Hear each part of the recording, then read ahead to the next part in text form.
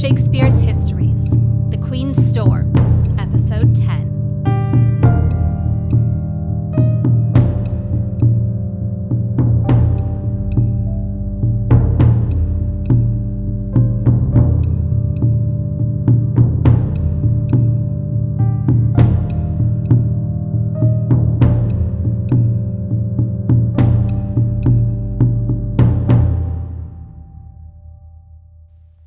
For nearly 20 years, fighting between the houses of York and Lancaster has consumed England in civil war.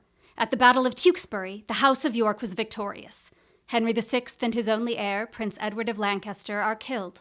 Edward IV is now the undisputed King of England. He returns to London, triumphant, and displays Henry's wife, Margaret, in his procession as the spoils of war. Edward strengthens his new royal line by marrying the widow Elizabeth Grey, who quickly bears him 2 sons and a daughter. He lavishes her and her family members with gifts and titles, raising their status. The newly reconciled members of the English nobility celebrate the end of war, hoping to cement a still teetering peace. This blessed plot, this earth, this realm, this England, this dear, dear land, this precious stone set in the silver sea, this England, this earth of majesty.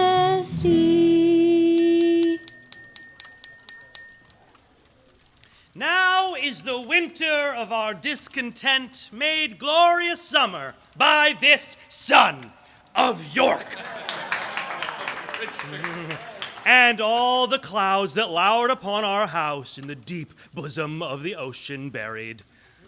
Grim-visaged war hath smoothed his wrinkled front, and now, instead of mounting barbed steeds to fright the souls of fearful adversaries, he capers nimbly in a lady's chamber. To the lascivious pleasing of a lute.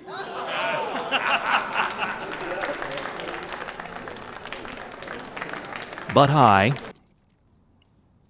that am not shaped for sportive tricks, nor made to court an amorous looking glass, I that am curtailed of this fair proportion, cheated of feature by dissembling nature, deformed, unfinished, sent before my time into this breathing world scarce half made up.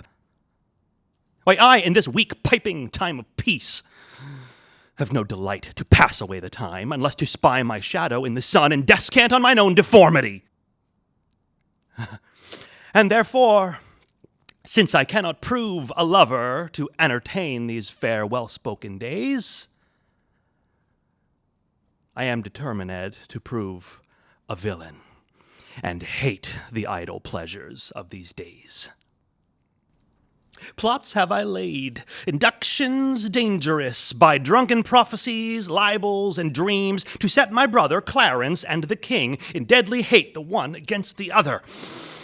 And if King Edward be as true and just as I am subtle, false, and treacherous, this day should Clarence closely be mewed up about a prophecy, boom, which says that G of Edward's heirs the murderer shall be. Dive thoughts down to my soul, here Clarence comes. Brother, good day! What means this armed guard that waits upon your grace? His Majesty, tendering my person's safety, hath appointed this conduct to convey me to the Tower. Upon what cause? Because my name is George. Alack, my lord, that fault is none of yours. He should for that commit your godfathers. But what's the matter, Clarence? May I know? Yea, Richard, when I know, for I protest, as yet I do not. But as I can learn, he hearkens after prophecies and dreams, and says a wizard told him that by G his issue disinherited should be. And for my name of George begins with G, it follows in his thought that I am he. Why, this it is when men are ruled by women. 'Tis not the king that sends you to the Tower, my Lady Grey, his wife, Clarence. 'Tis she that tempts him to this harsh extremity. Was it not she and that good man of worship, the Earl of Rivers, her brother there, that made him send good Hastings to the Tower, from whence this present day she is delivered? We are not safe, Clarence. We are not safe. I beseech your graces both to pardon me. His Majesty hath straitly given in charge that no one shall have private conference of what degree soever with your brother. We speak no treason, friend. We say the king is wise and virtuous, and his noble queen, well struck in years, fair and not jealous, and that the queen's kindred are made gentlefolks. How say you now? Can you deny all this? I do beseech your grace to pardon me, and withal forbear your conference with the noble duke. We know thy charge, Brakenbury, and will obey. We are the queen's abjects, and must obey. Brother, farewell. I will unto the king. Meantime, this deep disgrace in brotherhood touches me deeper than you can imagine. I know it pleaseth neither of us well. Well, your imprisonment shall not be long. Meantime, have patience. I must, perforce. Farewell. Go, tread the path that thou shalt ne'er return. Simple, plain, Clarence. I do love thee so that I will shortly send thy soul to heaven. But who comes here? The new delivered Hastings. Good time of day unto my gracious lord. As much unto my good Lord Chamberlain. Well, are you welcome to the open air? How hath my lady brooked imprisonment? With patience, noble lord, as prisoners must. But I shall live, my lord, to give them thanks that were the cause of my imprisonment. No doubt, no doubt. And so shall Clarence, too, for they that were your enemies are his, and have prevailed as much on him as you. More pity that the eagle should be mewed while kites and buzzards prey at liberty. The king is sickly, weak, and melancholy, and his physicians fear him mightily. What? Is he in his bed? He is. Go you before, and I will follow you. He cannot live, I hope, and must not die till George be packed with post-horse up to heaven. Which done, God take King Edward to his mercy, and leave the world for me to bustle in, for then I'll marry Warwick's youngest daughter. What though I killed her husband and her mother? But yet I run before my horse to market. Clarence still breathes. Edward still lives and reigns. When they are gone, then must I count my gains. Lady Anne Neville has Henry VI's corpse removed from the Tower of London and arranges his burial. Since Henry has been branded a usurper and a traitor to the current king, she must mourn her father-in-law in private.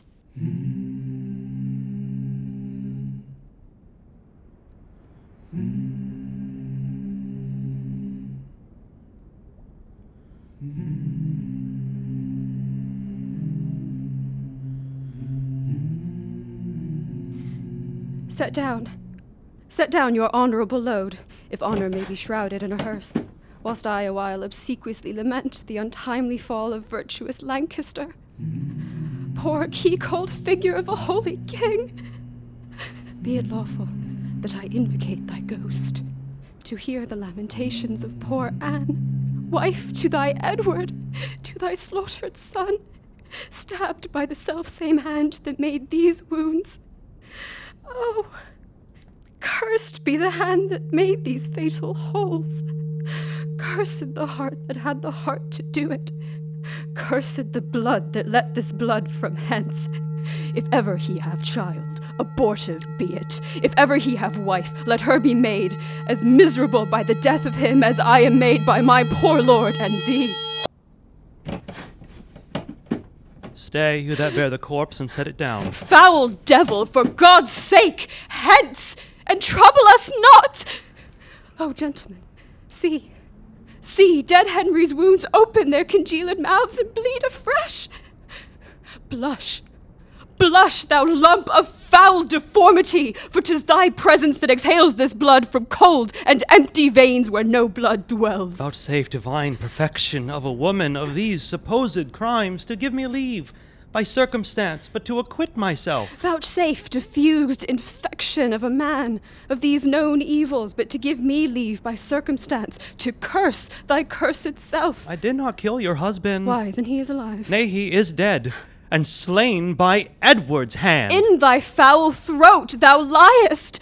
Queen Margaret saw thy murderous falchion smoking in his blood, the which thou once didst bend against her breast, but that thy brothers beat aside the point. Didst thou not kill this king? I grant ye. Dost grant me, hedgehog?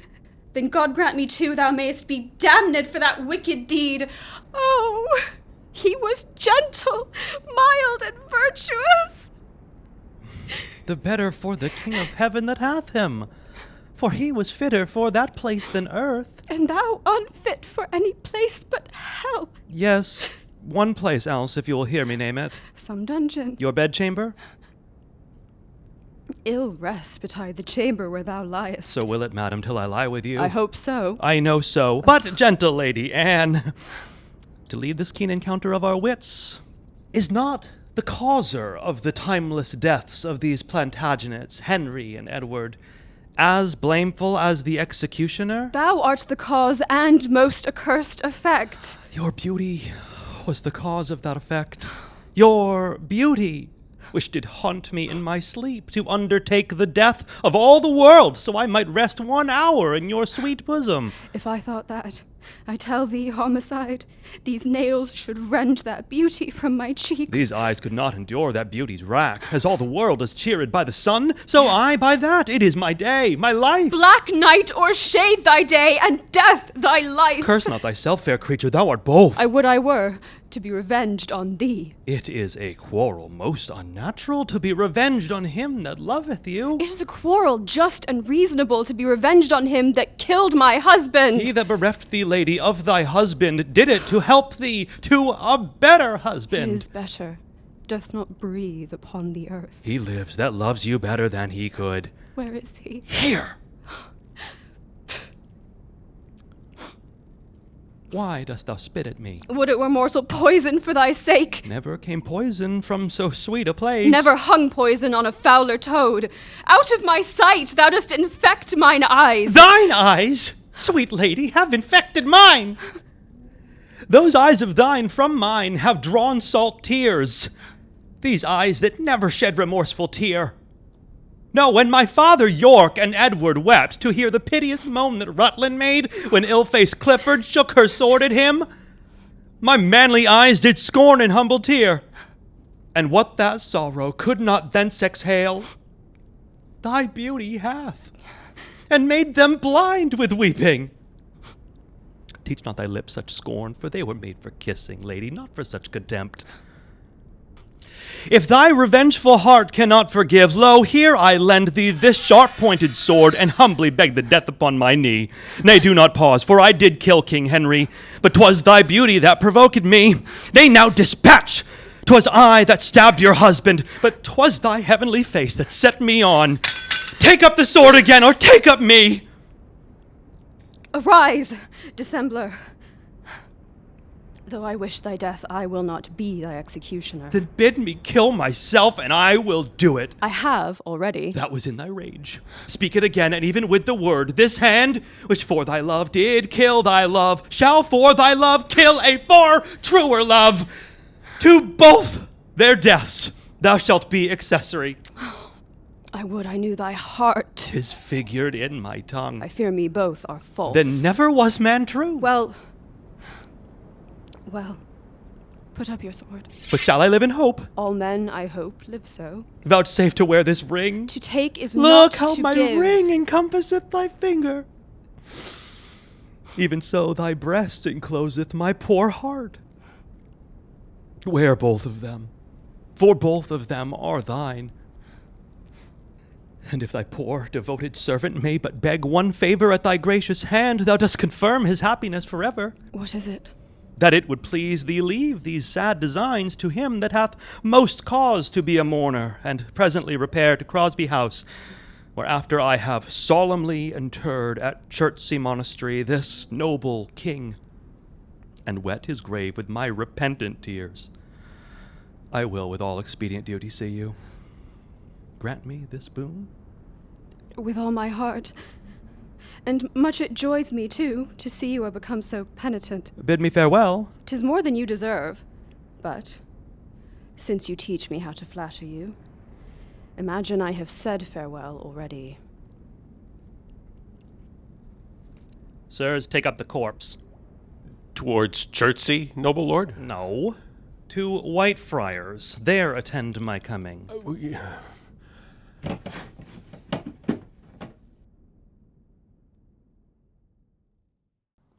Was ever woman in this humor wooed? Was ever woman in this humor won?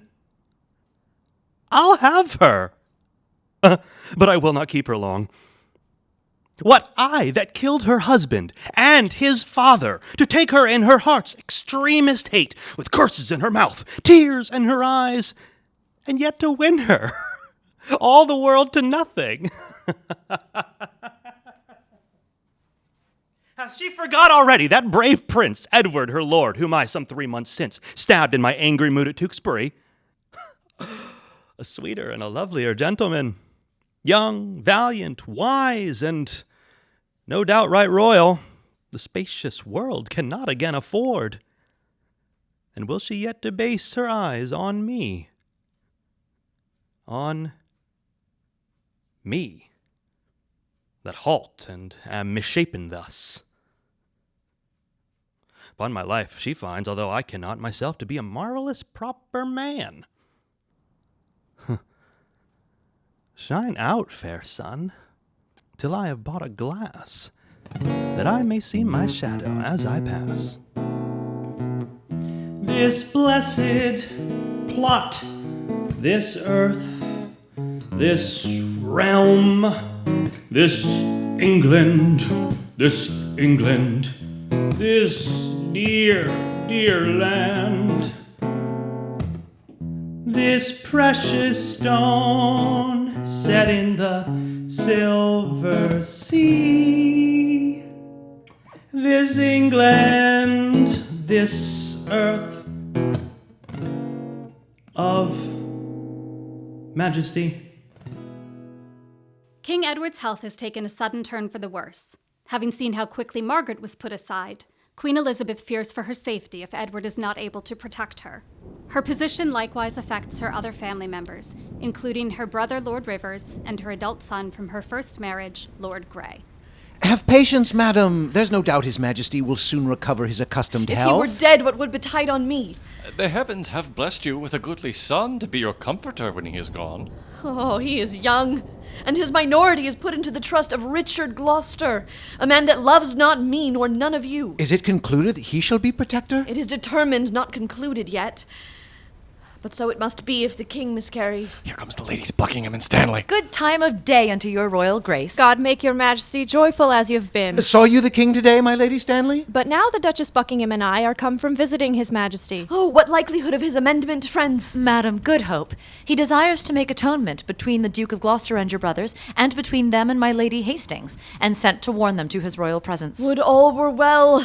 But that will never be. I fear our happiness is at the highest. They do me wrong, and I will not endure it. Who are they that complain unto the king, that I, forsooth, am stern, and love them not? To whom in all this presence speaks your grace? To thee, that hast nor honesty nor grace. When have I injured thee? When done thee wrong? Or thee, or any of your faction? A plague upon you all! His royal grace cannot be quiet, scarce a breathing while, but you must trouble him with lewd complaints. Brother of Gloucester, you mistake the matter. The king of his own royal disposition, and not provoked by any suitor else, aiming, belike, at your interior hatred, which in your outward action shows itself against my children, brothers, and myself, makes him to send, that thereby he may learn the ground of your ill will, and so remove it. I cannot tell. The world is grown so bad that wrens make prey where eagles dare not perch. Come, we know your meaning, brother Gloucester.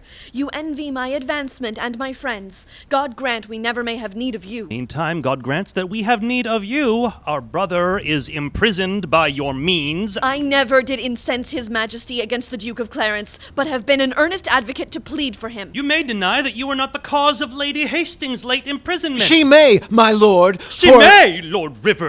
Why, who knows not so? She may do more, sir, than denying that. She may help you to many fair preferments. What may she not? She may. Aye, marry may she. What, marry may she? What, marry may she? Marry with a king. My lord of Gloucester!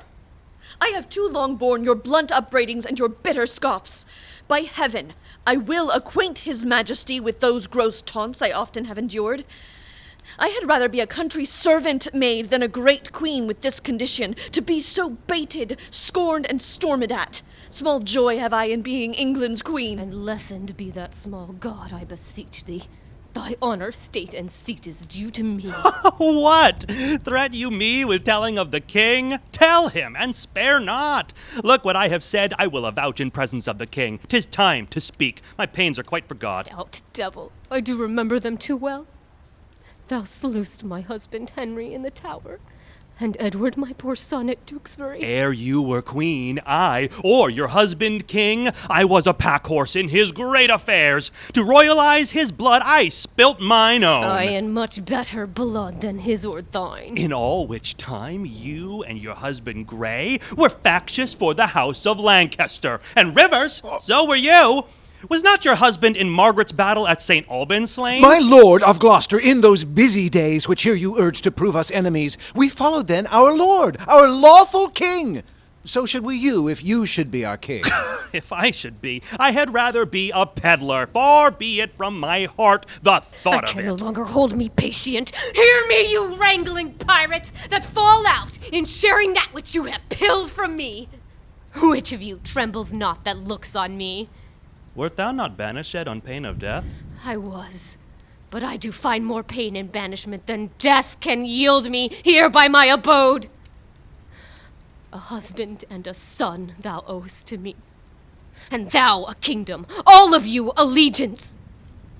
The sorrow that I have by right is yours, and all the pleasures you usurp are mine. The curse my noble father laid on thee, when thou didst crown his warlike brows with paper, and with thy scorn drewst rivers from his eyes, and then to dry them gavest the Duke a cloth steeped in the faultless blood of pretty Rutland, his curses, then from bitterness of soul denounced against thee are all fallen upon thee, and God, not we, hath plagued thy bloody deed. So just is God to right the innocent. Oh, 'twas the foulest deed to slay that babe, and the most merciless that e'er was heard of. Northumberland, then present, wept to see it. No one but prophesied revenge for it. What, were you snarling all before I came, ready to catch each other by the throat, and turn you all your hatred now on me?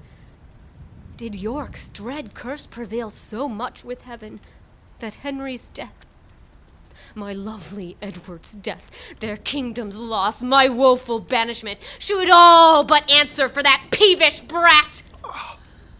Can curses pierce the clouds and enter heaven? Why then give way, dull clouds, to my quick curses. If not by war, by surfeit die your king, as ours by murder to make him a king. Edward, thy son that now is Prince of Wales, for Edward, my son that was Prince of Wales, die in his youth by like untimely violence. Thyself a queen, for me that was a queen, outlive thy glory like my wretched self. Die neither mother, wife, nor England's queen! Rivers and Lord Grey, you were standers by, and so wast thou, false Hastings, when my son was stabbed with bloody daggers. God, I pray him, that none of you may live your natural age, but by some unlooked accident cut off! Have done thy charm, thou hateful withered hag. And leave out thee. Stay, dog, for thou shalt hear me. If heaven have any grievous plague in store, exceeding those that I can wish upon thee, oh, let them keep it till thy sins be ripe, and then hurl down their indignation on thee, the troubler of the poor world's peace. No sleep close up that deadly eye of thine, unless it be whilst some tormenting dream affrights thee with a hell of ugly devils, thou slander of thy mother's heavy womb, thou loathed issue of thy father's loins, thou rag of honor, thou detested... Margaret! Richard! Huh? I call thee not. I cry thee mercy then, for I did think that thou hadst called me all these bitter names. Why, so I did, but looked for no reply. Oh, let me make the period to my curse. 'Tis done by me and ends in Margaret. Thus have you breathed your curse against yourself. Poor painted queen, vain flourish of my fortune, Why strewest thou sugar on that bottled spider, whose deadly web ensnareth thee about? The day will come when thou shalt wish for me to help thee curse this poisonous bunchback toad. False boding woman, in thy frantic curse, lest to thy harm thou move our patience. Foul shame upon you! You have all moved mine! Peace, peace, for shame, if not for charity. O princely Buckingham, I'll kiss thy hand, in sign of league and amity with thee. Thy garments are not spotted with our blood, nor thou within the compass of my curse. Nor no one here, for curses never pass the lips of those that breathe them in the air. I'll not believe, but they ascend the sky, and there awake God's gentle sleeping peace. O Buckingham, take heed of yonder dog. Look, when he fawns, he bites, and when he bites, his venom tooth will rankle thee to death. What does she say, my Lady Buckingham? Nothing that I respect, my gracious lord. What? Dost thou scorn me for my gentle counsel, and soothe the devil that I warn thee from? Oh, but remember this another day, when he shall split thy very heart with sorrow, and say, poor Marguerite was a prophetess. Live each of you thus subjects to his hate, and he to yours, and all of you to God's! My hair doth stand on end to hear her curses. So doth mine. I muse why she's at liberty. I cannot blame her. By God's holy mother, she hath had too much wrong, and I repent my part thereof that I have done to her. I never did her any, to my knowledge. Madam, his majesty doth call for you, and for your grace, and yours, my gracious lord. Catesby, we come. Lords, will you go with us? We wait upon your grace. And thus I clothe my naked villainy and seem a saint, when most I play the devil. But soft, here come my executioners. How now, my hardy, stout-resolved mates? Are you now going to dispatch this thing? We are, my lord, and come to have the warrant that we may be admitted where he is. Well thought upon. I have it here about me. But friends, be sudden in the execution, for Clarence is well spoken, and perhaps may move your hearts to pity if you mark him. Tush, fear not, my lord. We will not stand to prate. We come to use our hands and not our tongues. Their eyes drop millstones when fools' eyes drop tears. I like you two. About your business straight. Why looks your grace so heavily today?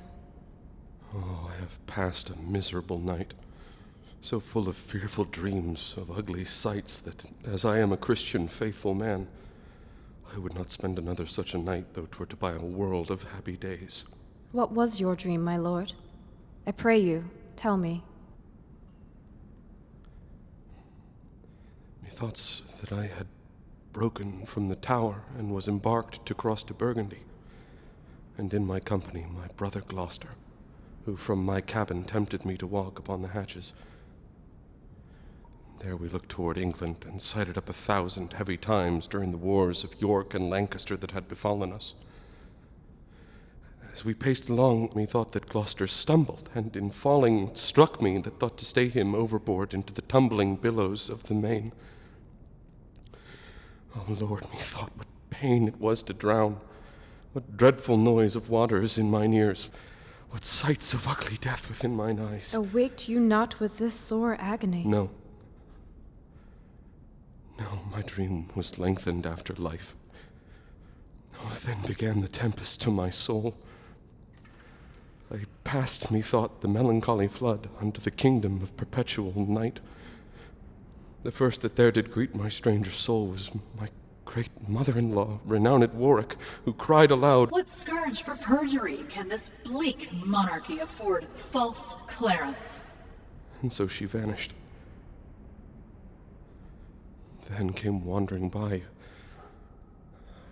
a shadow like an angel, with bright hair, dabbled in blood, and he shrieked out aloud, "Clarence is come, false, fleeting, perjured Clarence that stabbed me in the field by Tewkesbury.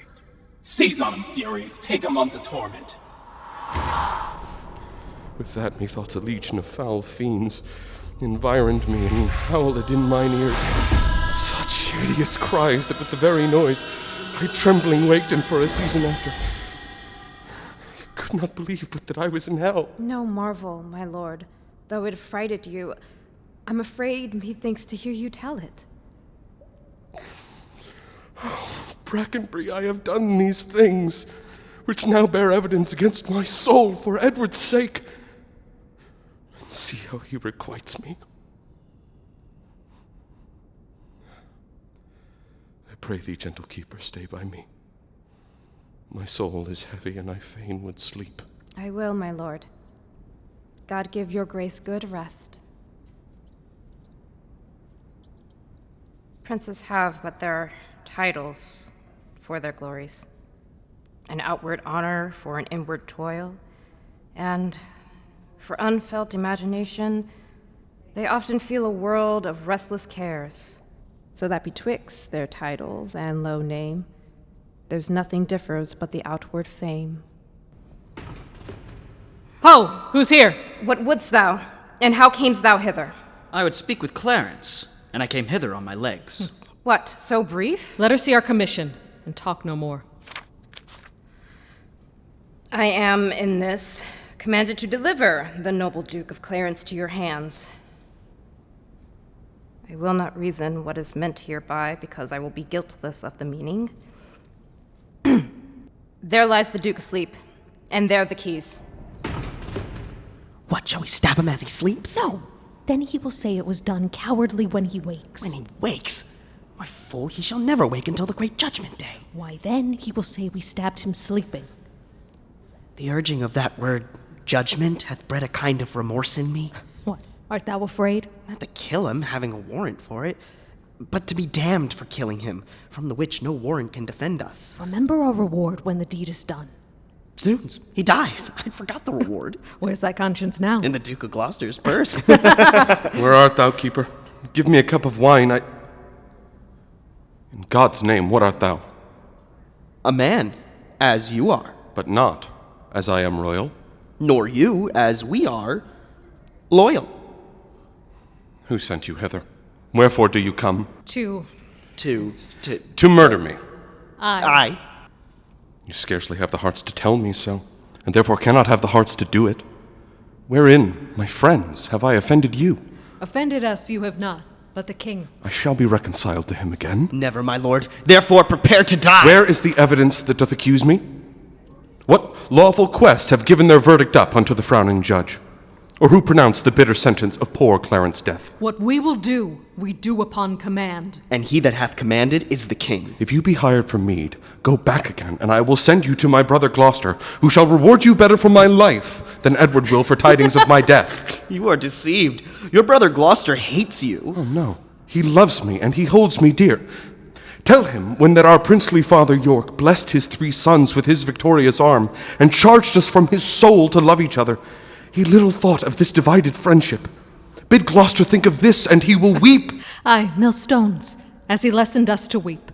'Tis he hath sent us hither now to slaughter thee. It cannot be, for when I parted with him, he hugged me in his arms, and swore with sobs that he would labor my delivery.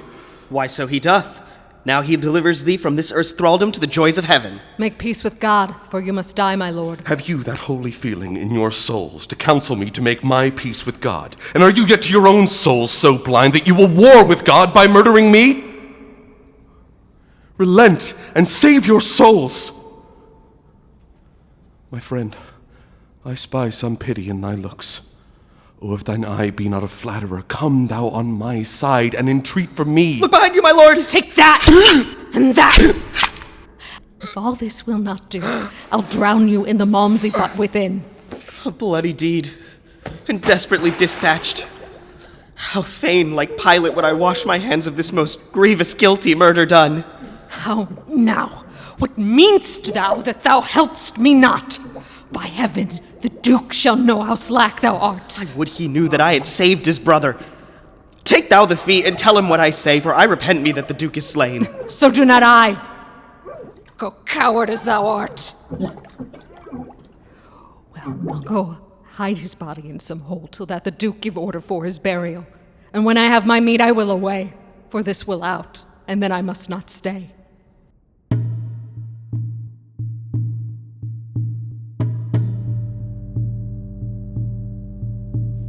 You've been listening to Shakespeare's Histories, Season 2, The Queen's Storm, presented by Brave Spirits Theatre, directed by Charlene V. Smith. This recording is produced and edited by Patrick Flynn.